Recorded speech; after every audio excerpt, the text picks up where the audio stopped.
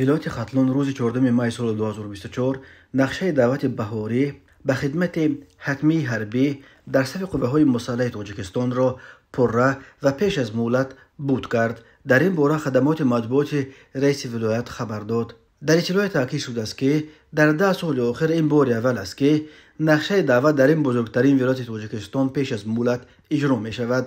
خدمات مطبوعات رئیس ولایت ختلون گفت 4 نویه وخش، فرخور، مومن آباد و خراسان علکه در روز اول دعوت بهاری یعنی 1 اپریل از جنبست این معرکه گزارش دادند.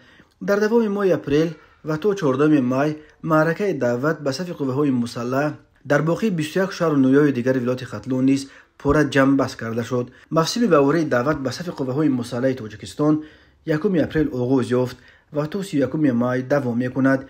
ولایت مختار کوهستان بدخشان و 5 نویه وادی رشت علکه در همان روز اول 1 اپریل از اجرای نقشه‌هایشان حساب دادند. وزارت مدافع قبلا خبر داد که در ماه اول دعوت بهاری نقشه دعوت در سراسر جمهوری 70% اجرا شده است. سال گذشته 2023 در هر دو موسم دعوت بهاری و تیرمایی نقشه عمومی در جمهوری اجرا نشده بود. هر موسم دعوت به ارتش در تاجیکستان همراه با شکایت‌ها از ابله و یا احاطه‌گیری جریان می‌گیرد. ابله یک شیوه اصلا غیر قانونی است که کارمندان کمیسریات‌های حربی و مقامات محلی جوانان سن و سال دعوتی را در کوچه بازها دستگیر کرده به خدمت می‌فرستند.